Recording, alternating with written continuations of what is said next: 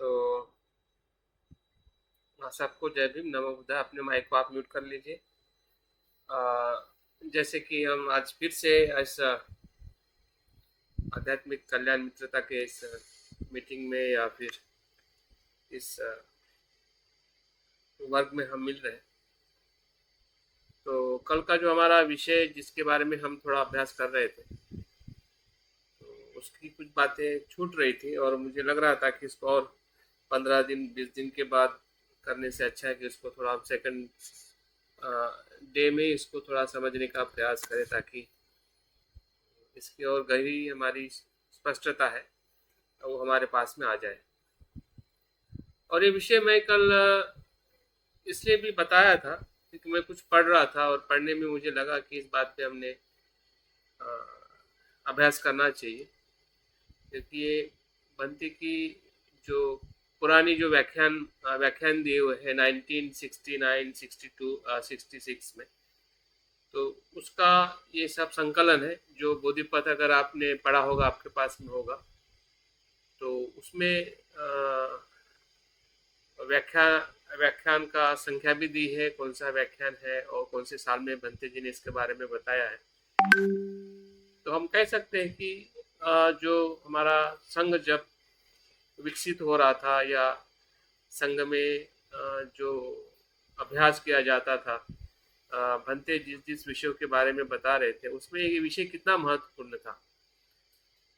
और तभी से जो लोग संघ में हमारे सीनियर ऑर्डर मेंबर है या फिर हम बाद में इस संघ में आ रहे हैं, तो इसके बारे में हमने विशेषता जो मित्राभ्यास में हम देखते हैं कि बोधिसत्व आदर्श के अंतर्गत हमने इसको एक पूरे उनकी जो ग्रंथ के रूप में लिखी हुई जो उनकी एक अभ्यास पुस्तिका है, उसका हमने अभ्यास जरूर किया है। अगर नहीं किया है तो ज़रूर उस किताब को आप अभ्यास करिए, और अगर शिविर नहीं हुआ है तो शिविर भी कर सकते हैं। अगर आपके सेंटर में अभ्यास नहीं हुआ है तो उसका अभ्यास करने के लिए आप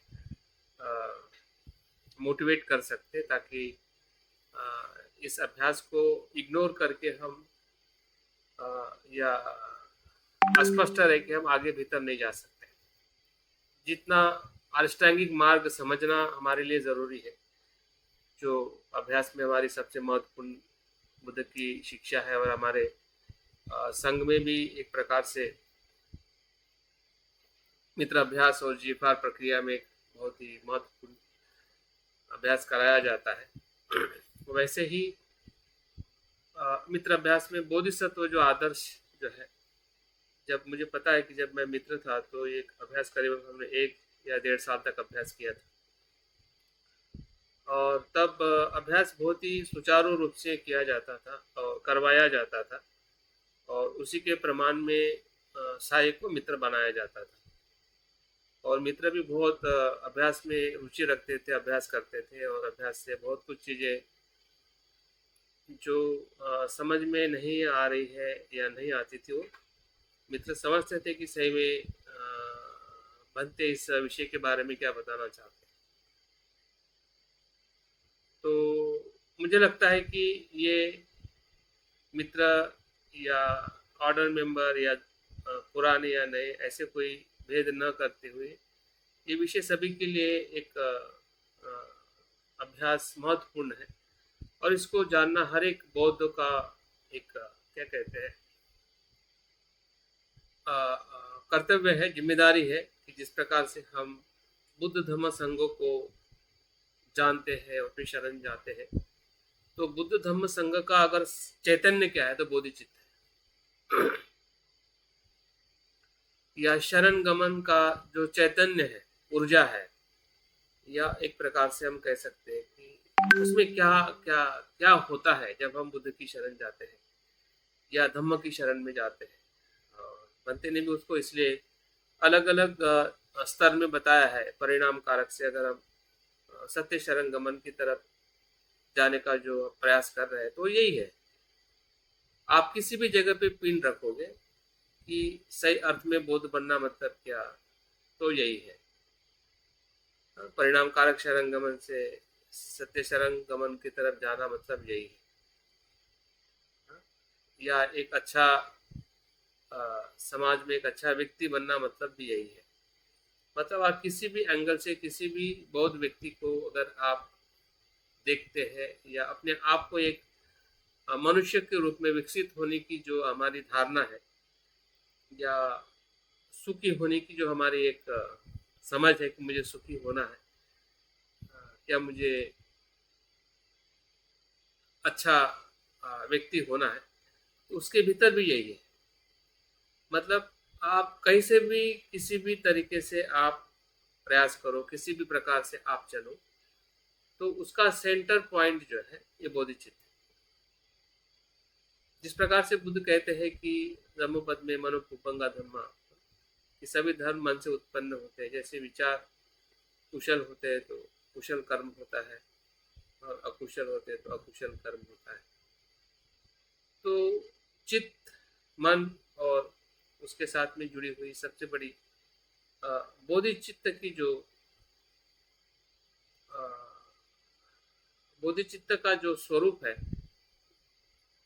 या उसका जो स्वभाव है या उसका अस्तित्व जो है, जैसे हम कल के अभ्यास में हमने बनते का जो रेफरेंस देखे या उन्होंने भी जो रेफरेंस लिया है वो नागार्जुन का रेफरेंस लिया है कि नागार्जुन इस प्रकार से बोधिचित्त के बारे में बताते हैं। वो ऐसे बताते हैं कि बोधिचित्त अंदर से फूट निकलता है, जैसे कि ज्वालामुखी बाहर से अंदर से बाहर आता है।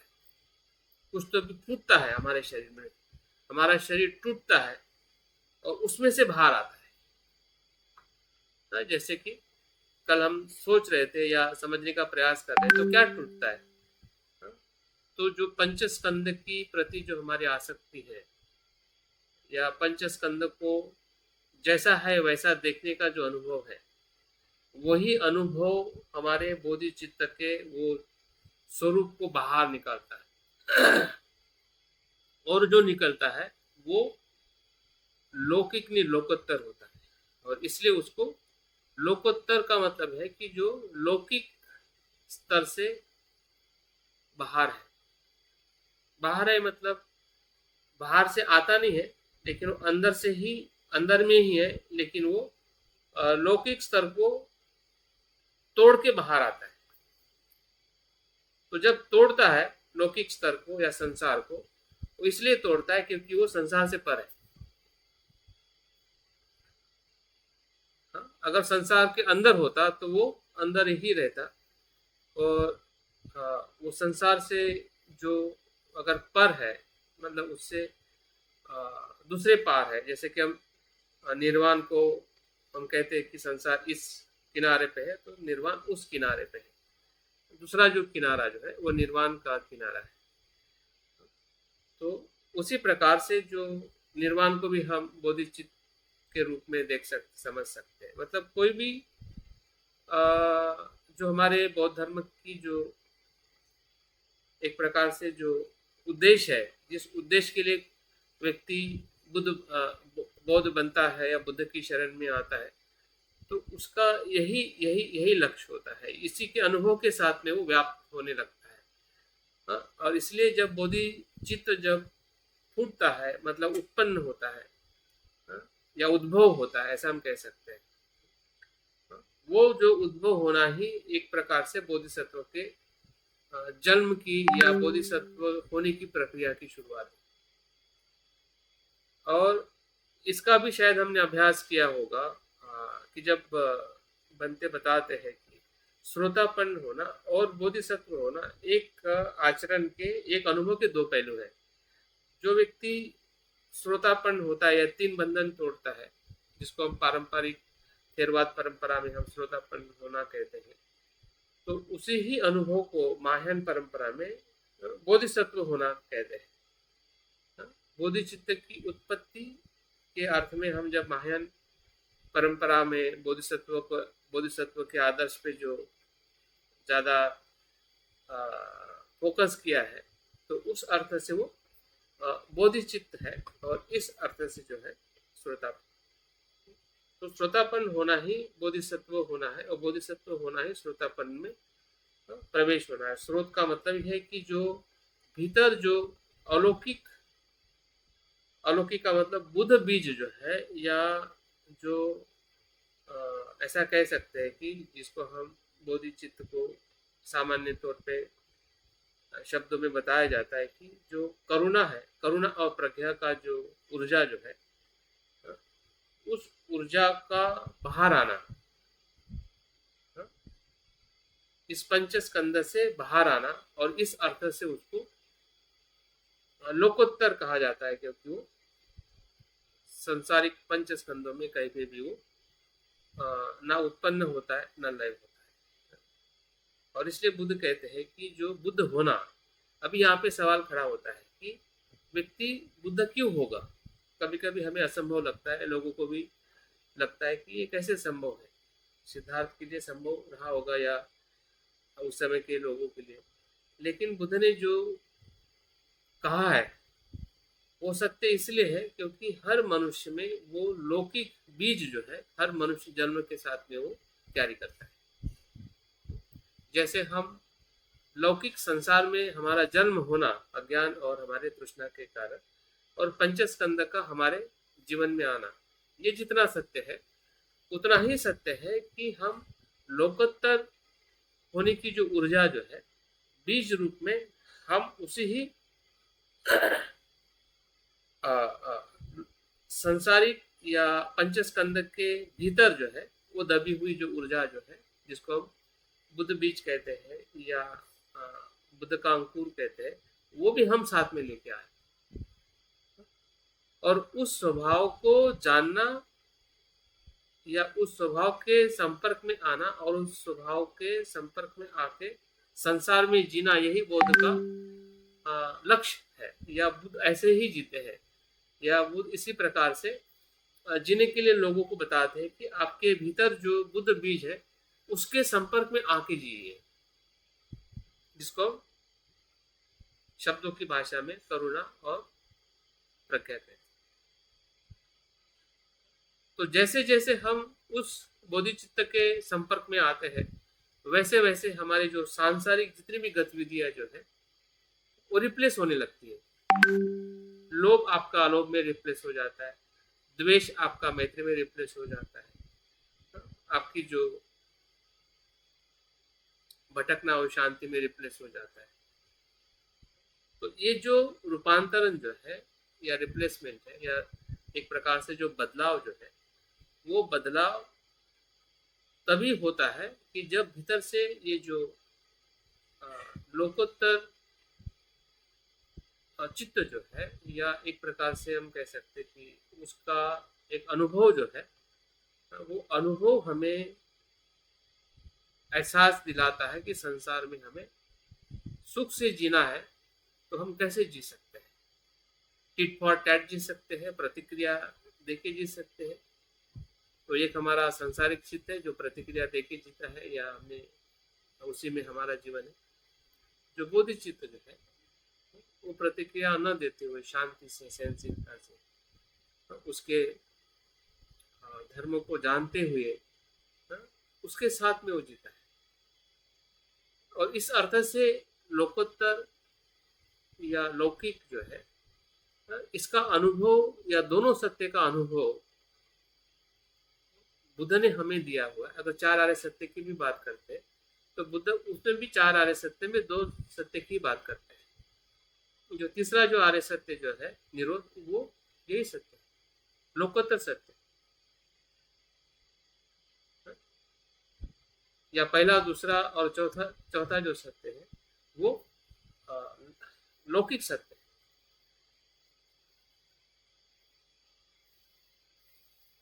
तो बुद्ध के वचनों में जो बातें हमें बताई गई है या उनके धम्म में जो बातें हमने सीखी है, तो उसका जो आधार जो है, अगर हम चार आर्य सत्य मानते हैं तो चार आर्य सत्य का ही ये अनुभव है, वो हमें कहीं ना कहीं हमें उस अनुभव के साथ में आने की जरूरत है, या समझने की जरूरत है कि क्या अनुभव मुझे आ रहा है, या इस अनुभव के संपर्क में मैं आता हूं तो पहचानता हूं क्या। जैसे कि हम सांस को जब नहीं देखते तब भी सांस चलती है, सांस देखते हैं तब भी सांस चलती है। तो ये भी दो सत्य जो है वो ऐसे ही है, लौकिक भी सत्य है और लोकोत्तर सत्य है। दोनों का प्रभाव साथ में है, दोनों का अस्तित्व साथ में है। तो दोनों अस्तित्व को हमें कहीं ना कहीं उसका अ, अ, अवलोकन करते हुए हमारे अभी तक का जो भी अभ्यास और चिंतन रहा है, जो जो भी हमने ऐतिहासिक पहलू को या दार्शनिक या जो भी आचरणात्मक जो बातें हमने सीखी है, वो हमें बहुत कुछ पता है, लेकिन ये चीज़ अगर हम मिस करते हैं तो सब कुछ धरा का धरा रह जाएगा और हम समझ नहीं पाएंगे कि इतनी बड़ी जो बुद्ध की शिक्षाएं फैली हुई है, बुद्ध से लेके आजकल बाबा साहब हमारे जो भी संघ में जो भी बताया जाता है, तो फैली हुई बातों पे हम भी फैल जाते हैं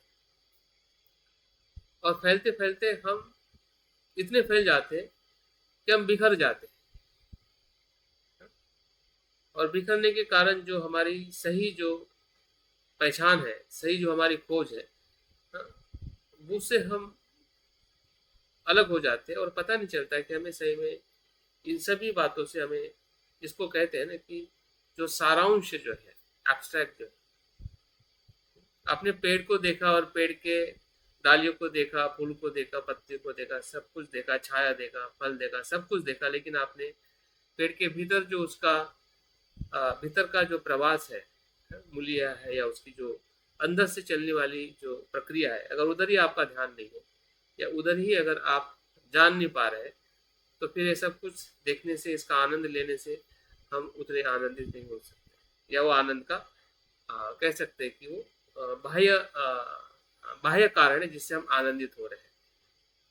जो भीतर जो परम आनंद है या परम सुख जो है, जो हमारे उसी आचरण के भीतर देखने का जो हमारा नजरिया जो है, बोधिचित्त के संपर्क में आके उसको समझना, ताकि हम अपने जीवन में पल पल जब जब भी हम जागरूक होते हैं, जब जब भी हम अपने अनुभव को महसूस करने लगते हैं, तो कहीं ना कहीं हमें इसका जरूर अनुभव होगा।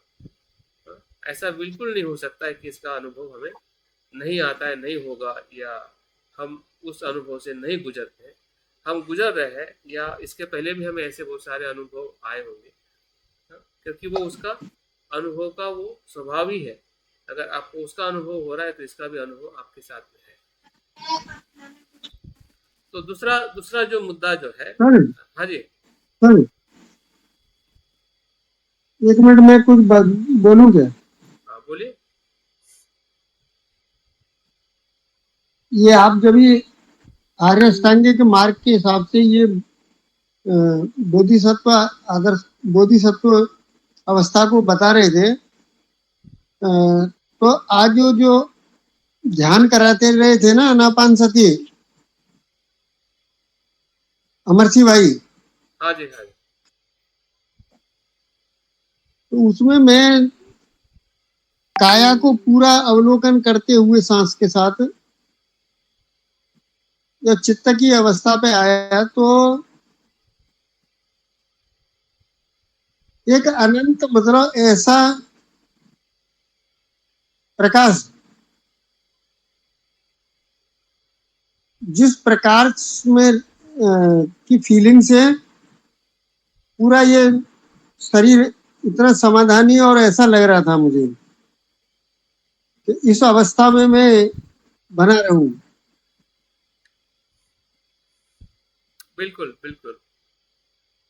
तो ये जो, जैसे कभी आपने, मुझे याद है बोधिसत्व उसमें वज्र सत्व साधना का ये शिविर कराया था, वज्र सत्व का ध्यान कराया था, उसमें वो श्वेत प्रकाश इस तरह का था जो,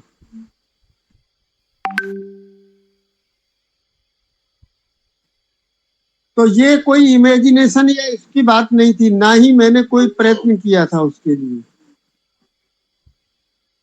लेकिन जैसा है वैसा मैं देखते देखते ये चला गया। तो सहज रूप से ये ऐसी अवस्था का बिल्कुल अनुभव आया। बिल्कुल।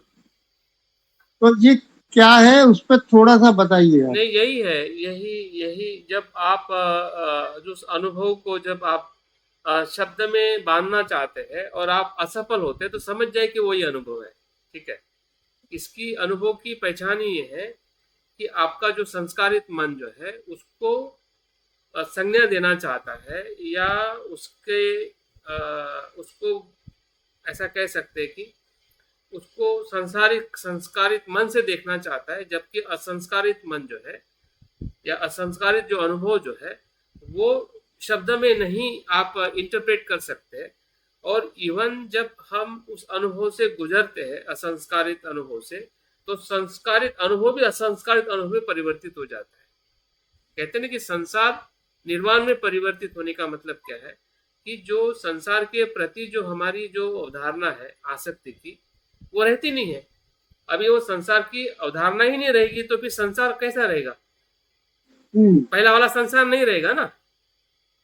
जी। आपका शरीर रहेगा, आपके लोग रहेंगे, आप जीवित रहोगे, लेकिन वो आपके लिए वो संसार नहीं। जैसे कि बुद्ध के लिए संसार था ना, लेकिन बुद्ध के लिए हमारे जैसा संसार नहीं है। उनके लिए भी वही संसार है, चलना फिरना, बोलना खाना, आंखों से देखना, कानों से सुनना। उनके लिए भी संसार तो संसार ही था, लेकिन उनके लिए संसार जो है वो लोकोत्तर चित्त के उस अनुभव में जब संसार को देखा जाता है, तो इसलिए बुद्ध जो है वही बात करते हैं, वही शब्द बोलते हैं कि लोगों की जरूरत है। बुद्ध अपने तरफ से कुछ नहीं बोलते। आज हम अपने तरफ से बोलने का प्रयास करते हैं, क्योंकि कहीं ना कहीं उस अनुभव को हम फिर से वो लोकोत्तर लौकिक चित्त के संस्कारों में हम उसको अभिव्यक्त करना चाहते हैं, जानना चाहते हैं। जबकि ऐसे अनुभव अगर आते हैं तो उसको एक प्रकार से क्या है, उसको एब्जॉर्व करना है, उसमें जीना है और छोड़ देना है, फिर दूसरे अनुभव के लिए वेट करना हम्म। तो ये सर जो आप बता रहे हैं ना, ये सेम मैंने आज सवेरे 1.5 घंटे करीब सवेरे में ध्यान नहीं किया, केवल ये बंद कर भाई, ए, बिल्कुल बंद कर दे दो, या जाओ यहाँ से जाओ। तो ये बोधिपथ जो है उसके अंदर ये भंते ने ये इसी तरह का कहा है कि करुणा और प्रज्ञा ये इसका। दोनों अलग नहीं है, ये जब समायोजित हो जाती एक ही अवस्था होती है। और ये सब गुण जो है वैश्विक, मतलब उसके जो जो आपने अगला मुद्दा लिखाया था ना कि बोधि चित्त वैश्विक है, सार्वभौमिक है, यूनिवर्सल है, और वो सबके लिए है। तो इसलिए फिर कौन मेरा कौन तेरा, मतलब अपना पराये से ऊपर वो आप पर भेद से इन सब चीजों से, और आसक्ति भी खत्म हो जाती है इन सब से परे। परे की अवस्था में ऐसी अलौकिक अवस्था, हाँ, लौकिक हाँ, लोकोत्तर अवस्था में, हाँ, हाँ लोकत लोकोत्तर चित्त की अवस्था में वो रहता है, जो कभी कभी हम रियलाइज करते हैं पढ़ते समय, या इसमें आता है कभी कभी। मैं अपनी बात बता रहा हूँ, तो वो हमेशा मतलब नहीं रहता, क्योंकि सांसारिक फोर्स में आने से फिर से वो, मेरा हाँ, तेरे का भाव उससे पतित हो जाता है। पतित नहीं होता है, चुप जाता है। चुप जाता है पतित। कभी भी बोधिचित्त कभी भी अशुद्ध नहीं होता है, ना पतित होता है, ना वो जन्म लेता है, ना वो मरता है। ठीक है। वो हाँ। वो एक अपने फोर्स में, अपने उस प्रकाश में हमेशा विराजमान रहता है। वो चित्त की या करुणा या जो प्रज्ञा की जो अवस्था जो है, वो हमेशा अपने उस स्वभाव के साथ में हमारे भीतर विराजमान है। जैसे जैसे हम उसको समझते हैं या उसके संपर्क में आते हैं, या जैसे जैसे हमारे जो पंच स्कंद का लगाव छूटने लगता है, कम होने लगता है, वैसे वैसे वो जो शुद्ध अवस्था जो है, जिसको हम बोधिचित्त की अवस्था कहते हैं, वो ऊपर की तरफ आने लगती है। और इसलिए आपने देखा होगा एक कि कमल पुष्प का, या जो भी बोधिसत्वों को हम कमल पुष्प पे क्यों देखते हैं, बुद्ध को कमल पुष्प पे क्यों देखते हैं, क्योंकि कमल पुष्प एक प्रकार से वो विकसित होने का एक प्रकार से वो सिंबल है, प्रतीक है। और हमारे भीतर भी इसी प्रकार से, मतलब अस्तित्व के सांसारिक अस्तित्व में रहते हुए, या पंचस्कंद के अस्तित्व में रहते हुए भी हम ऐसा खजाना छुपाए बैठे हुए हैं जिसको बोधिचित्त कहते हैं। हाँ? बोधिचित्त हमारे उस खजाने में छुपा हुआ है, वो कभी भी अशुद्ध नहीं होता है। भले हम ऊपर से कितने भी अकुशल कर्म करें, तो हमारा सांसारिक चित्त कुशल और अकुशल होता है, लेकिन बुद्ध चित्त कभी भी अकुशल हाँ, या अशुद्ध अशुद्ध नहीं नहीं होता, होगा। हमेशा वो शुद्ध होता है। तो ये चीज से अगर हम संपर्क में आते हैं, या हमें समझ में आता है कि मैं भीतर से जो हूँ वो क्या हूँ, और ऊपर से जो संसारिक अस्तित्व में क्या हूँ, हाँ, तो उससे उससे क्या होगा कि हमारे भीतर का जो सांसारिक भय है, या सांसारिक जो हमारी अकुशल कर्म करने की जो हमारी एक प्रकार से हीनता भाव है, या भय है, चिंता है, उससे हम मुक्त हो सकते हैं। क्योंकि हमारा शुद्ध चित्त कभी भी अशुद्ध नहीं है, वो शुद्ध चित्त जी। हमेशा शुद्ध है। ताकि आप आपके उस चित्त पे भरोसा रखना है, नहीं कि इस चित्त पे, हाँ, जो अनित्य है, अनात्म है, या जो दुखी जो चित्त है, उस पर हमें भरोसा नहीं रखना है। उसके भीतर जो हमारा चित्त है उस पर भरोसा रखना है, ताकि हम्म, उस चित्त के संपर्क में आके ये जो संसारिक या लौकिक जो चित्त है, हाँ, उस उसको हम शुद्ध कर सके, उसकी भी ऊर्जा को हम शुद्ध कर सके। जैसे कोई पानी अगर गंदा होता है, तो उस गंदे पानी में जब हम कुछ शुद्धता का कुछ तत्व डालते, या शुद्ध पानी ज्यादा डालते, तो अपने आप अशुद्ध पानी भी शुद्ध होने लगता है। तो इस प्रकार से जब हम चित्त को, या बोधि चित्त की जो एक अनुभूति जो है, एक तरफ से हम उसको कह सकते हैं कि बुद्ध की तरफ जाने का यही मार्ग है। अगर ये चीज हमें समझ में आने लगी हमारे पूरे अभ्यास में, या हमारे पूरे आध्यात्मिक जीवन में, तो मुझे लगता है कि हमने अभी तक जो अभ्यास किया है और बाद में करने वाले हैं, उसकी एक सही जो दिशा जो है, या हमें एक सम्यक दृष्टि के तौर पे भी उसको हम कह सकते हैं, हम एक सही मार्ग हम अपने आप को दे सकें, ताकि हम हमारे समय का या हमारे अभ्यास का हम सदुपयोग कर सकें। अभी दूसरी बात की तरफ आते हैं कि जो ये वैश्विक क्यों है, वो व्यक्तिगत क्यों नहीं है। अगर व्यक्तिगत होता तो सभी का चित्त अलग अलग होता, अनेक अनेक चित्त होते हैं, अनेक बोधिसत्व अनेक हो सकते हैं, हाँ, लेकिन बोधिचित्त और वैश्विक है, इसमें जो आप वो ये बात व्यक्तिगत कह रहे हैं ना, ये यही मतलब बोधिसत्व आदर्श में भी पढ़ाया है। और यहाँ भंते ने भी ये इस बोधि ये गाइड टू बुद्धिस्ट पाथ हाँ, करके है इसमें ना, भी, हाँ बोधि पथ, इसमें भी यहाँ उपमा दी है ये, कि जैसे एक चंद्रमा है हाँ जी, हाँ जी, हाँ जी, और उसका प्रतिबिंब, प्रतिबिंब, प्रतिबिंब जो है, हाँ, जितनी जगह जलाशय, जलाशय है, हाँ हाँ बिल्कुल, जलाशय है, उन सब में वो प्रतिबिंब, प्रतिबिंब बिंब दिखाई देता है। तो क्योंकि बोधि चित्त तो एक है, परम, बिल्कुल बिल्कुल, चंद्रमा के समान या सूर्य के समान, लेकिन उसका प्रतिबिंब स्वरूप जो है वो हजारों करोड़ों उनमें मतलब जलाशयों में प्रतिबिंब के रूप में अभिव्यक्त हो रहा है। बिल्कुल बिल्कुल, हर हर हर ऐसा सत्व में, ऐसा हर मतलब हर उपमा है बिल्कुल, दोनों हर जगह। मनुष्य में, और जो कमल की बात आप कह रहे थे ना, तो उसमें एक चीज आ रही थी, लेकिन फिर वो टूटता आपका, कि अलिप्तता जो है ना, उसका सबसे बड़ा जो एक गुण है कमल का, कि कीचड़ जल सब में से निकलता हुआ वो अलिप्त रहता है, और उसी में रहते हुए उससे न उसे कोई कोई मतलब आपत्ति है, न कोई घृणा है, कुछ नहीं है। बिल्कुल बिल्कुल, बिल्कुल सही, सही चिंतन या सही डायरेक्शन में हम जा रहे हैं। और इसलिए बोधिचित्त को जिस प्रकार से लोकोत्तर कहा जाता है, उसी प्रकार से उसको वैश्विक वैश्विक चित्त के रूप में देखा जाता है। क्योंकि वैश्विक जब हम बात करते हैं, तो उसमें मैं तेरे का भेद नहीं होता है, और द्वंद्व नहीं होता है, असीमता होती है। वैश्विक का मतलब असीम, जिसमें सभी के साथ वो जुड़ा हुआ है, हर मनुष्य, हर वस्तु, हर अस्तित्व के साथ भी जुड़ा हुआ, या जिस चित्त में सभी अस्तित्व समाये समाये हुए हैं, हाँ, उस अस्तित्व को हम वैश्विक अस्तित्व कहते हैं। हाँ, तो व्यक्तिगत वो अभिव्यक्त हो सकता है जब वो प्रतिबिंब के रूप में किसी मनुष्य में वो उद्भव हो जाता है, या वो एक प्रकार से उत्पन्न होता है, या उसका विकास होता है। तो वहां से वो व्यक्तिगत बोधिसत्व के रूप में उस परम चित्त को या बोधि चित्त को विकसित करता है।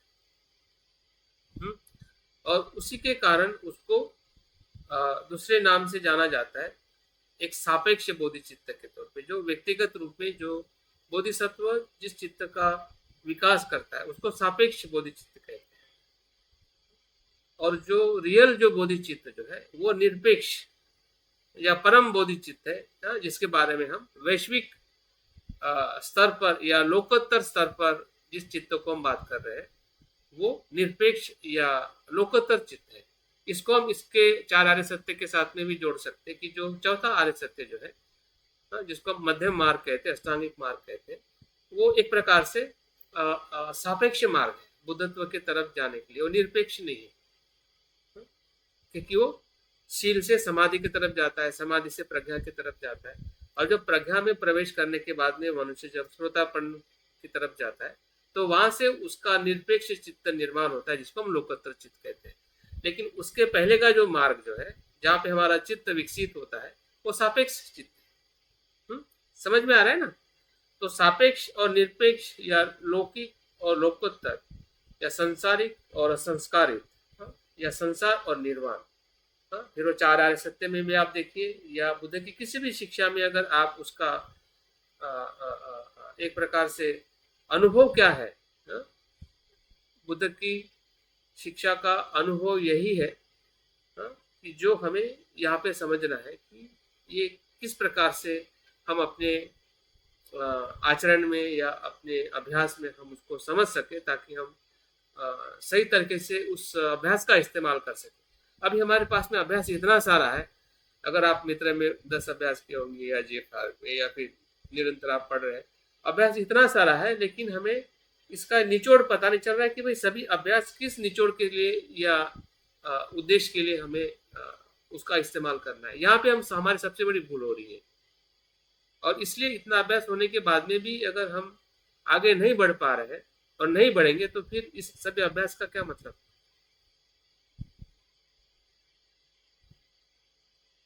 तो अभ्यास इसलिए तो कराया जा रहा है हमारा कि भाई आपको ये चीज समझ में आ जाए। शरणगमन भी उसी को बोलते हैं। शरणगमन, 12वां शरणगमन, शरणगमन कितनी बार हमने सुना है, और उसी के लिए सब कुछ किया जाता है। तो हमारी समझदारी जो है, जो आप समझ की बात कह रहे हैं ना सर, यही जो जिसे प्रज्ञा कहो, समझ कहो, ज्ञान कहो, क्या कुछ भी कहो, शब्दों की बात को छोड़ दो, तो ये जो समझ आने से ही सब एक एक एक मुझे लगता है कि कोई पल भी नहीं लगेगा। हाँ, और ये समझने के लिए सब कुछ किया जा रहा है। हाँ, जितना भी तामझाम तो जो हम बना रहे हैं ना, या बनाया हुआ है स्ट्रक्चर एक प्रकार से पूरा हमारा सिस्टम, वो इसी के लिए ही है। तो हर शिक्षा कहीं ना कहीं होके इसी चीज इसी को इसी इसी इसी धारा इंगित में करती इसी है। धारा में या इसी प्रकार से समझने में हमें अपने आप को विकसित करना पड़ेगा, या हमें मित्रों को या जो भी हमारे संपर्क में जो लोग अभ्यास कर रहे हैं उसका हमें इसका एहसास दिलाना पड़ेगा कि भाई ये बात समझ में आ रही है क्या। इसके बारे में हम थोड़े अपने अभ्यास में जो भी कुछ भी हमारी नॉलेज है या जानकारी है, तो क्या हम इसके लिए इसका इस्तेमाल कर रहे हैं, फिर वो कुछ भी हो जो हम अभ्यास कर चुके हैं या कर रहे हैं। और अभी हम तीसरी बात को देखते हैं कि इसका उद्भव कैसे होता है। उद्भव में दो प्रकार के मार्ग है, एक चिंतन का मार्ग है, एक श्रद्धा का मार्ग। जो चिंतन का मार्ग है वो इसमें भी बताया गया है बोधिसत्व आदर्श में या फिर बोधिचर्या अवतार में। चिंतन के मार्ग में जो असंग जो है, आचार्य असंग की जो परंपरा है या उनका जो दर्शन है, उसमें या नागार्जुन के दर्शन में, या कह सकते हैं कि जो महायान परंपरा का जो दर्शन है उसमें जो बताया गया है एक प्रज्ञा के रूप में, अगर हमें जैसे कि कहा है कि प्रज्ञा और करुणा ही बोधिचित्त है, ठीक है। तो वो करुणा, वो प्रज्ञा कैसे उत्पन्न होके वो लोकोत्तर चित्त ऊपर आ सकता है, उसको कुछ हमें एक चिंतन का मार्ग बताया और दूसरा हाँ? दूसरा कहेगा क्या? एक चिंतन का मार्ग, एक चिंतन, एक श्रद्धा।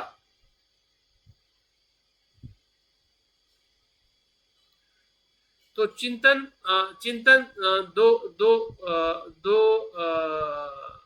दर्शन का या दो तत्व का बताया जाता है। एक एक है अस्तित्व के 3 लक्षण का चिंतन, अस्तित्व, पंचस्कंध के अस्तित्व का चिंतन, जिसमें अनित्य अनात्म दुख आता है। ये चिंतन एक प्रकार से हमारे लोकोत्तर चित्त को, लोकोत्तर अरे चित्त को तुम लोग इतना उद्भव करने के डिस्टर्ब लिए एक करते हैं प्रकार यार, से मैं तेरे उधर ऊर्जा जाऊँ। है। क्योंकि जैसे लोकोत्तर चित्त तभी उद्भव होता है जब लौकिक चित्त जो है ब्रेक डाउन होता है। जैसे कि बादल चले जाते हैं तो प्रकाश बाहर आता है, अगर अंधेरा है तो प्रकाश नहीं है, अंधेरा जैसे चला जाएगा वैसे प्रकाश अपनी जगह ले लेगा। तो हमारे भीतर जो प्रकाश प्रभास्वर चित्त है, बुद्ध चित्त है, तो उसके ऊपर जो धारणाएं है या मान्यता है या हमारी नासमझी है, अज्ञान है, तृष्णा है, उसको ब्रेक करने का, उसको तोड़ने का जो चिंतन जो है वो अनित्य अनात्म दुख। अगर इसका, इसमें से एक का या तीनों का भी अगर हम अपने अस्तित्व में झांकते हैं, देखते हैं, बार बार उसका हमें एहसास होने लगता है, तो वैसे वैसे वो जो कवच जो है, जिस कवच के भीतर लोकोत्तर चित्त है ना, वो उसके लिए जगह मिल जाती है। तो वो जगह क्रिएट करना मतलब ये चिंतन करना। जैसे वहां पे स्पेस मिल जाएगी वैसे फिर जो लोकोत्तर चित्त का जो अनुभव जो है वो ऊपर आएगा। और इसका अर्थ ये हुआ ना आज जो बता रहे चिंतन में कि ये अस्तित्व के 3 लक्षण का चिंतन करने से ये सांसारिक कहिए या लौकिक, मतलब जो आसक्ति है, ये सब टूट जाती है, ध्वस्त होती है। बस वो टूटने से ही वो ऊपर आने लगता है, ठीक है, या उसकी समझदारी आने से वो ऊपर आने लगता है। ये एक कारण है, एक उसका चिंतन है या एक प्रकार का मार्ग कह सकते हैं। दूसरा जो है जो लोगों के कल्याण और हित के लिए जो हम दुखों को दूर करना चाहते हैं, जिसको हम दूसरी भाषा में करुणा कहते हैं,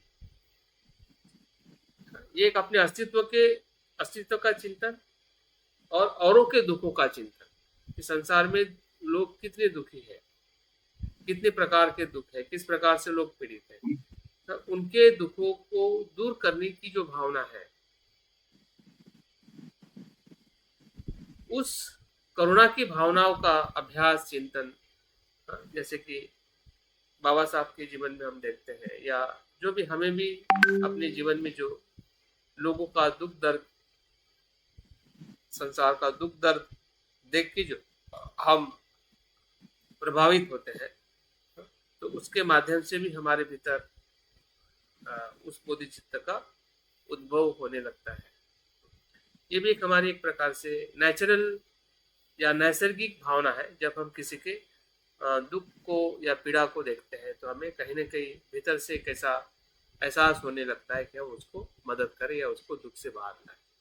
और उस भावना का जैसे जैसे विकास करते हैं मैत्री के साथ, करुणा के साथ, तो धीरे धीरे हमारा चित्त जो है उस आसक्ति और लोभ से दूर होने लगता है। उससे भी दूर होता है जब हम 3 लक्षण का अभ्यास करते हैं, और इससे भी होता है, उससे भी होता है, इससे भी होता है।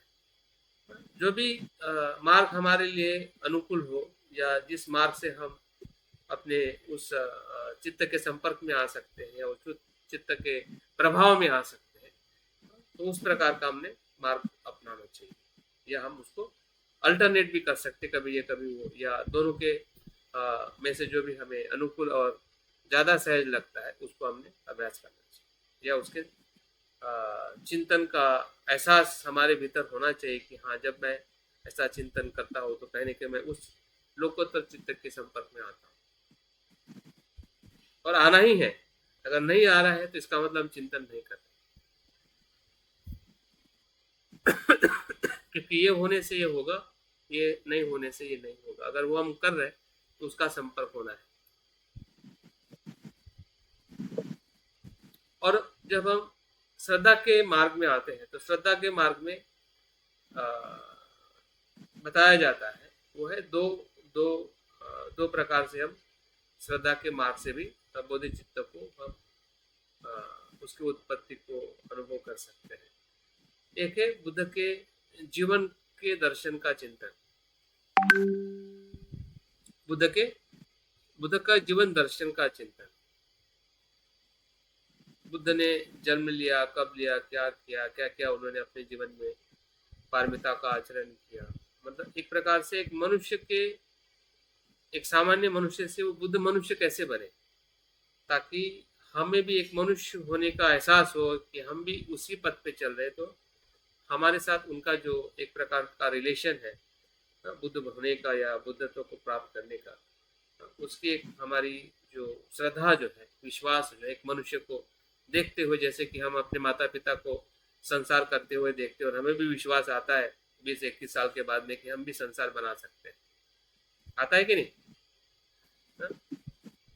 अगर आप देखो ही नहीं तो क्या आपको आएगा? नहीं आएगा, क्योंकि माता पिता को, परिवार को देखते हैं कि इन्होंने संसार बनाया है, इन्होंने घर बनाया है, इन्होंने ऐसा किया, तो हम भी ऐसा कर सकते हैं।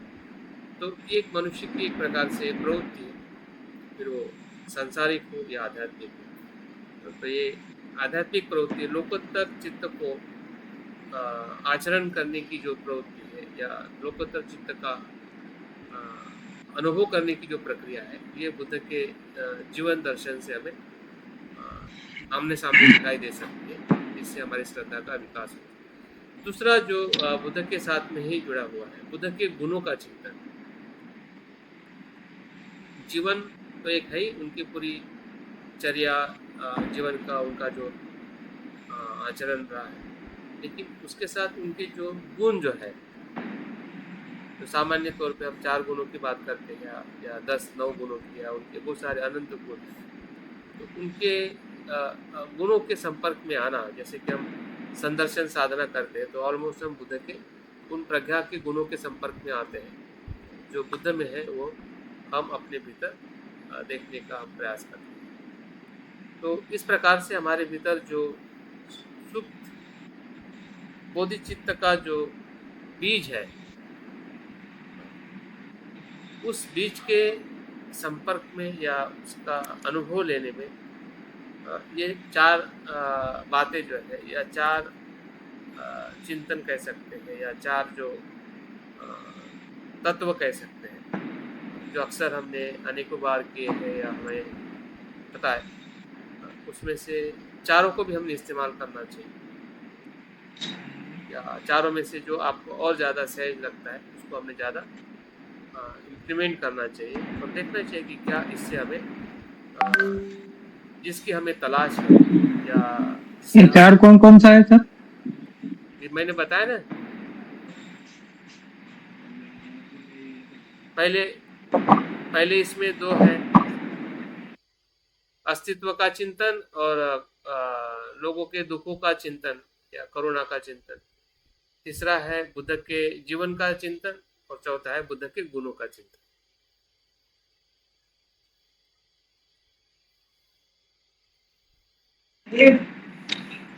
सर मेरा एक सवाल था। हाँ जी।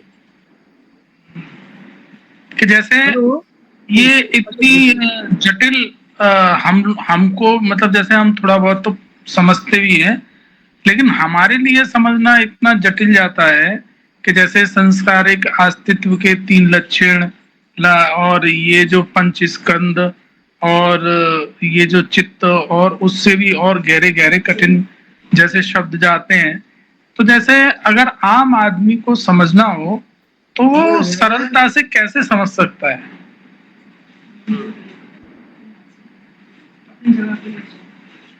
मतलब अब जैसे मान लीजिए कोई बहुत ऊंची या गहरी बात जो समझ में ही नहीं आ रही, तो फिर व्यवहार में कैसे आएगी वो? उसको सरलता से हम व्यवहार में कैसे ला सकते हैं? और अगर व्यवहार में नहीं आती तो फिर वो जो गहरा दर्शन है उसका हमारे जीवन पर क्या असर आने वाला है? तो आप इसको सरल कैसा समझना चाहोगे? शब्द तो शब्द जो शब्द बताए हैं, शब्द का अर्थ बताया है, ठीक है, शब्द का अनुभव भी बताया है। अभी आप साइंस को, आप साइंस नहीं बोलोगे, आप बोलोगे कि नहीं मुझे इसमें क्या कहोगे कि मुझे सामान्य भाषा में साइंस बताया जाए, तो क्या साइंस को हम सामान्य भाषा में बता सकते हैं? साइंस की जो परिभाषा जो है, तो उसी परिभाषा को अर्थ में बताया जा सकता है, व्याख्या में बताया जा सकता है, या कोई उदाहरण देके बताया जा सकता है कि साइंस क्या है, ठीक है। अभी आप ये कहोगे कि साइंस मतलब आपको पूरी तरह से ऐसा समझ में आए, समझाया जाए कि मतलब आपकी भाषा में हो, तो उस प्रकार से साइंस तो किसी को ना समझाया जा सकता है ना समझ सकते हैं। तो हमें कहीं ना कहीं ये प्रयास करने की ज़रूरत है कि जो शब्द का चयन बुद्ध की भाषा में किया गया है, उसका एकदम अर्थ समझ में आना चाहिए। तो बोधिचित्त का अर्थ आपको समझ में आया कि नहीं आया? प्रज्ञा और करुणा है, सिंपल अर्थ है, ठीक है। अभी प्रज्ञा को और डिफाइन करो, तो प्रज्ञा का मतलब ये होता है कि जो चीज़ जैसी है वैसा देखो। भाई अनित्य है तो अनित्य देखो, नित्य देखोगे तो जैसा है वैसा नहीं देखना है। तो सुबह होती है, शाम होती है, पानी बहते रहता है, हवा बहती रहती है, जल होता है, मृत्यु होता है। तो ये जीवन की तरफ हम देखने का जो दृष्टि जो है वही प्रज्ञा है। और इसी प्रज्ञा के आधार पर जब आप अपने आप को देखते हैं या अस्तित्व को देखते हैं, तो आपके भीतर एक वो भीतर का जो अनुभव जो बाहर आने लगता है, जिसको हम बोधिचित्त कहते हैं। जब ऊपर से आपको ये समझ में आने लगता है कि जिसको मैं पकड़ के रखा था वो तो कुछ है ही नहीं, जिसको आप पकड़ रहे हैं वही कुछ नहीं है, तो कुछ तो ऐसा होगा जिंदगी में कि जो आपको बेहतरीन जिंदगी दे सकता है। तो वो है कंपेशन। जब आप कंपेशन से लोगों से जुड़ जाते हैं तो आपका द्वेष समाप्त हो जाता है, भेद समाप्त हो जाता है। ये तो व्यवहारिकता है। बोधिचित्त की व्यवहारिकता किसमें आप देखोगे? जब आप आपके व्यवहार में जो बदलाव आता है वही व्यवहारिकता है। जब तक बदलाव नहीं है तो व्यवहारिकता में आपको दिखाई नहीं देगा, ना आप में दिखाई देगा, ना मुझ में, ना किसी में। अगर व्यवहारिकता में वो आ रहा है तो इसका मतलब वो वही चीज है। बाबा साहब को हम इतने व्यवहारिक कैसे देख सकते हैं? क्योंकि उनके भीतर वो जो चित्त जो था वो उनको मोटिवेट करता था, तभी तो उनके आखिरी सांस तक वो एक विद्यार्थी के रूप में अपने जीवन में निरंतर कार्य करते हैं। तो जो भी घटनाएं घटित हो रही है उसके पीछे व्यवहारिकता है, लॉजिक है, और लॉजिक के भीतर भी एक अनुभव है। जीवन के 3 स्तर है, ठीक है। हम हमेशा जो अनुभव को आप व्यवहारिकता में देख नहीं सकते। व्यवहारिकता आपके शरीर की कितनी हो सकती है? आपकी व्यवहारिकता कितनी है बताए? घर तक ही सीमित है ना। आपका व्यवहार कहाँ तक सीमित है? मेरा व्यवहार कहाँ तक सीमित है? घर तक ही सीमित है। 10 लोगों तक, 15 लोगों तक। आपका शरीर कहाँ तक व्यवहार करेगा? लेकिन जो आपका चित्त जो है वो तो सीमित नहीं है ना। अगर उसको आप सीमित देखोगे, सीमित रखोगे, तो आप बन जाओगे। आपके चित्त के उस अनुभव से आप वंचित रहोगे कि जो उसकी असीमता है। असीमता की जो अनुभूति जो है वो असीमता के उसी आधार पे ही तो होगी जैसा उसका स्वभाव है। जैसे कि वो पंच स्कंदों से पर तभी तो वस्तु हो सकती है। आकाश कैसे आकाश है? क्योंकि वो पंच स्कंदों में नहीं आता है, तभी तो आकाश को आकाश कहते हैं ना। वो वैश्विक है, उसमें सभी चीज समाविष्ट है। जिसको हम आकाश कहते हैं। तो वो जो तत्व अगर हम समझते हैं या नहीं समझते हैं, तो हर चीज हम व्यवहारिकता में नहीं अनुभव कर सकते हैं, क्योंकि जो सत्य जो वैश्विक है, सत्य व्यवहारिक नहीं, क्योंकि आपका व्यवहार अलग हो सकता है, आपकी भाषा अलग हो सकती है, आपका बोलने का स्टाइल अलग हो सकता है, मेरा अलग हो सकता है, लेकिन चित्त के रूप में तो आप भी वही है, मैं भी वही हूँ, वो भी वही है, वो भी वही है। तो इस प्रकार से जब हम अपने जीवन की जो सत्य की जो धारा जो है, तो उसका अभ्यास और जो व्यवहारिकता का उसमें से होने वाला जो बदलाव जो है, वो उस पे निर्भर करता है कि क्या हम उसके आंतरिक स्वभाव को समझ रहे हैं या नहीं। अभी बुद्ध तो आके चले गए, व्यवहार करके चले गए, लेकिन आज भी बुद्ध की वो जो शिक्षाएं है आज विश्व में क्यों फैल रही है, क्यों जरूरत लग रही है कि बुद्ध की जो शिक्षा है आज समाज और देश में क्यों उपयोगी है? क्योंकि उसका जो अस्तित्व जो है वो वैश्विक है, वो आदि काल और समय से पर है। अगर उसको आप व्यवहार में बांधोगे तो व्यवहार तो बुद्ध ने उसी समय किया, तो बुद्ध तो उसी समय में जीवित होने चाहिए। अभी हमें हमारे लिए बुद्ध की क्या जरूरत, अगर जरूरत है, क्योंकि बुद्ध का जो चित्त जो है, बुद्ध का जो स्वभाव है, गुण जो है, वो क्या है, वो समय और काल से पर है। और उसी तत्व को हमें बुद्ध की जो मूल शिक्षा जो है वो उसी पे आधारित है, ताकि हम अपने दायरे को बढ़ा सके और व्यवहारिकता में हम और बेहतरीन और विशालता की तरफ और खुलेपन की तरफ हम अपने आप को लेके जा सके, ताकि हम जीवन में अधिक सुखी और शांति और मैत्री का अनुभव कर सके। तो इसलिए ये चीज़ें, आपकी भी बात सही है, जब तक व्यवहारिकता में वो चीज़ें समझ में नहीं आए तो कैसे उसका हम अनुभव करें। लेकिन जब तक तत्व ही समझ में नहीं आए या तत्व समझने का अगर हमारा प्रयास ना हो, तो व्यवहारिकता सिर्फ व्यवहारिकता रहेगी, उसमें वो गहनता या वो शुद्धता नहीं आएगी जिस शुद्धता की हम बौद्ध धर्म में अभ्यास कर रहे हैं या उसका हम अनुभव लेना चाहते हैं। तो दोनों चीज़ एक दूसरे के साथ में जुड़ी हुई है। अगर वो अंदर से थोड़ी गहन है या समझने में थोड़ी कठिन है, लेकिन कठिन इसलिए है क्योंकि हम उसको उस प्रकार से देखना नहीं चाहते। जो सहज है, जो व्यवहारिक है, वही हम देखना चाहते, समझना चाहते। उसके भीतर जो उसका मूल धर्म है, जैसे फिर अनित्य है, अनित्य आप देखना चाहोगे लेकिन नहीं भी देखना चाहोगे बहुत बार, लेकिन आप सभी जगह पे चीज अनित्य है।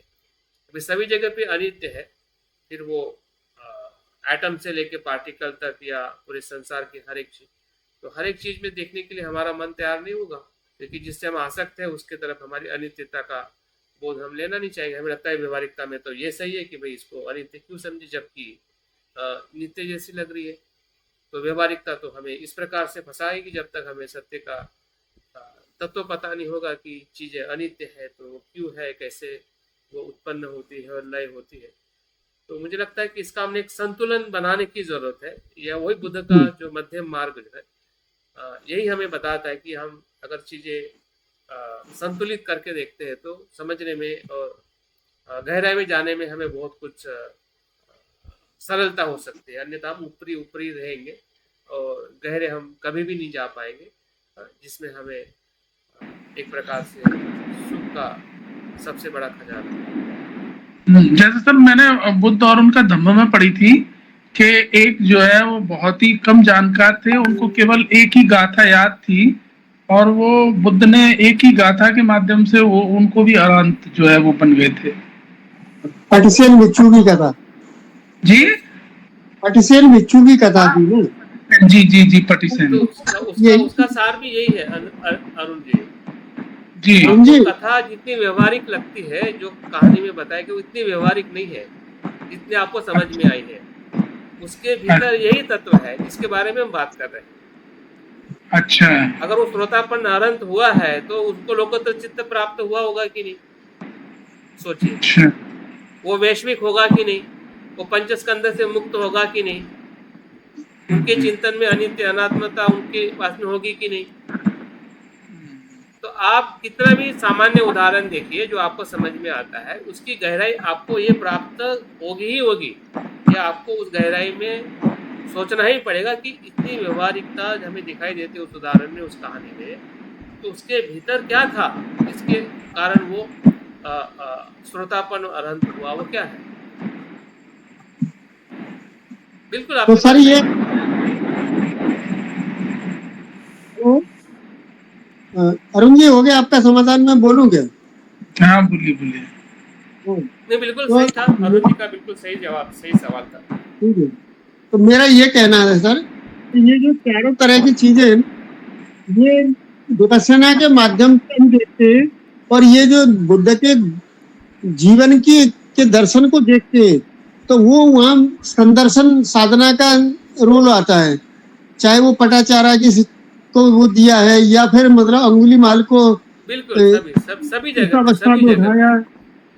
हाँ, तो इनमें जो है अलग अलग, ये थोड़ा सा स्पष्ट करिए कि कहाँ हम संदर्शन साधना के द्वारा मतलब डेप्थ में जा सकते हैं और रियलाइज कर सकते हैं, और कहाँ जो है विपස්සना के माध्यम से हम मतलब ये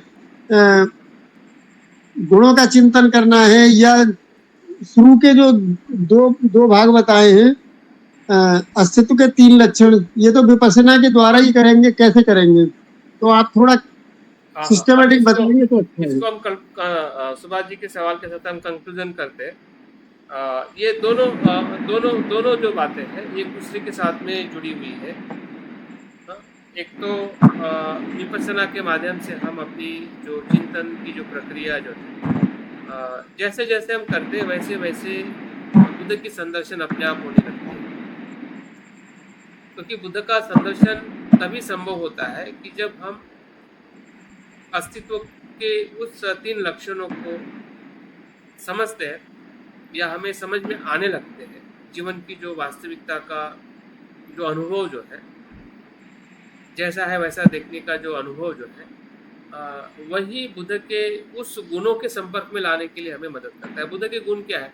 मैत्री है, करुणा है, मुदिता है ना? या फिर अगर हम दसशील की बात करें या फिर पारमिता की बात करें, तो ये सभी गुण हमारे भीतर है, और हमारे भीतर के गुण ही जो है बुद्ध के गुण में प्रतिपिक्ष होते हैं। जैसे कि हम आईने में देखते हैं, तो आईने में हमारा तो चेहरा हम देखते हैं, तो बुद्ध को देखने का मतलब क्या कि आपके भीतर जो बुद्ध जो है उसको आप देख रहे हैं, वही संदर्शन है। आपके भीतर के बुद्ध को देखना ही संदर्शन है। जी, बुद्ध को देखना मतलब संदर्शन नहीं है। आईने को देखना मतलब आपको आईना देखना नहीं होता है, आप चेहरा देखते हैं, तो आप आईने का चेहरा नहीं देखते हैं। आईना तो एक माध्यम है आपके चेहरे देखने के लिए, आप तो अपना ही चेहरा देखते हो ना। तो आप अपने ही अंदर जो बिल्कुल पटाचारा भी है बिल्कुल और बुद्ध भी बिल्कुल है उत्तम है, बिल्कुल बिल्कुल। या अंगुली माल या और बुद्ध, दोनों अपने बिल्कुल अपने ही अस्तित्व के भाग में देखने हैं, बिल्कुल। हमारे अंदर ही है वो हाँ, दोनों। मतलब उनके भीतर की ही जो प्रज्ञा है, करुणा उनके सामने आती है, जब वो उस प्रकार से अपने जीवन को, जैसे आप अनित्य देखोगे तो आपके भीतर ही अनासक्ति का जो गुण है सामने आ जाएगा। स्व टूट जाएगा, तो स्व टूटने से क्या आएगा?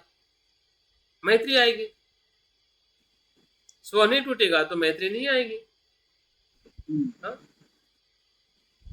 तो ये व्यवहारिकता में जैसे आएगा तो आपके साथ में पूरे व्यवहार आपके बदलने लगेंगे। आज के तो समय में भी सर जो जो जितनी हायतोबा मच रही है ना ये व्यावहारिक जगत में, कि ईरान और उसका युद्ध करा रहा है, कोई हथियार बेचने के लिए, कोई कुछ करने के लिए, कोई यूक्रेन का और उसका बढ़ावा दे रहा है, कोई चाइना और भारत को ये करने का कर ठीक है रहा है, ठीक है ठीक है, अभी हम ये बाहर की सारा। बातें ना करें। अभी मैं यहाँ पे कंक्लूजन करता हूँ, समय हो गया है, मुझे लगता है कि कल के जैसा ही समय हुआ है। तो यहाँ पे मैं अंतिम कुछ बात करके मेरी तरफ से मैं बात पूर्ण करना चाहूँगा, और हम यहाँ पे समाप्त करते हैं। जी, तो आप सभी जो मित्र है, या जो आप जिस मार्ग पर है, तो मार्ग को दोनों दोनों दोनों स्तर पे देखें। बाहर और अंदर। जिस प्रकार से हम बाहर ज़्यादा देखते हैं कि बाहर का बदलाव जितना ज़्यादा होगा, फिर वो सामाजिक हो, आर्थिक हो या पॉलिटिक्स हो, तब सब कुछ अच्छा होगा, बिल्कुल अच्छा होगा। लेकिन वो एक, अगर 100% हम देखें जीवन को, तो 10%। अभी 10% को आपने 100% मान के जियोगे तो ये तो हमारी मूर्खता है। 10% 10% है, वो 100% कभी नहीं हो सकता है।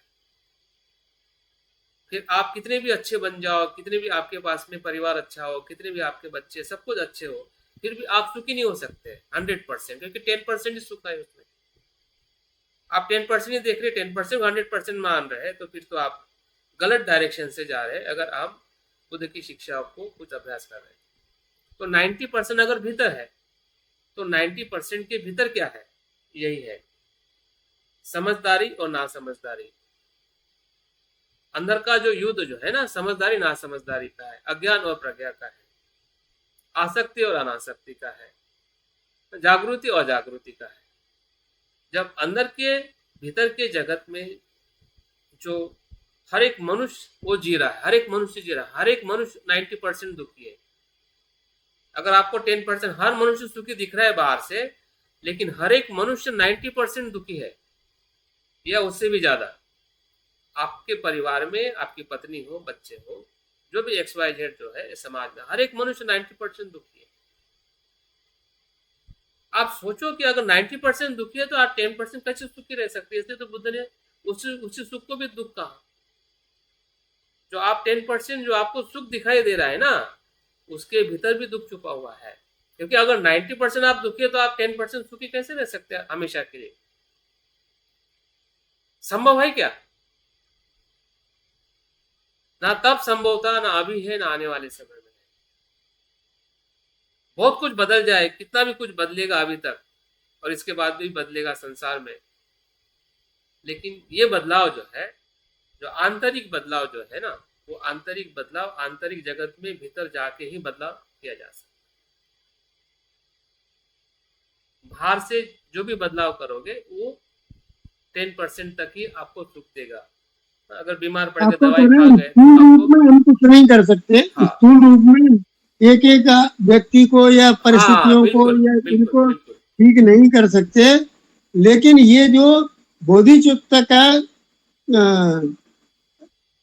अनुभव लेने से या उस अवस्था में स्थापित होने से बिल्कुल उसका ये उसका स्वतः जो है उसका समाधानकारी हो जाता है। उसका वही सॉल्यूशन है। और इसलिए कहा जाता है कि बोधिचित्त जो है ये कल्प वृक्ष है। मतलब आपके हर एक सुख को या हर एक दुख को सुख में परिवर्तित करने वाला कल्प वृक्ष है। आपकी जितनी भी इच्छा है वो पूर्ण करने वाला सुख। मतलब कौन सी इच्छा? मन की इच्छा। आप कहोगे कि मुझे ये बुरा नहीं होना है, तो नहीं होगा, क्योंकि वो चित्त जो है तो आपको मार्ग दिखाएगा कि आपको बुरा क्यों नहीं करना है, बुरे से कैसे बचना है, अच्छे के साथ कैसे जाना है, उसका विकास कैसे। तो ये हर एक मनुष्य की ये भीतर की जिम्मेदारी है। और इस भीतर की जिम्मेदारी लेने की जो बात जो है, वो जितनी बाहर हमें सरल लगती है उतनी भीतर इसलिए कठिन लगती है, क्योंकि भीतर हम कभी भी उस प्रकार से प्रयास नहीं करते जिस प्रकार से बाहर करते हैं। जितना प्रयास हम बाहर करते हैं 10% के लिए 100% प्रयास करते हैं, जबकि जो 90% हमारा सुख है या हम जहाँ पे दुखी है वहां पे 5% भी काम नहीं करते।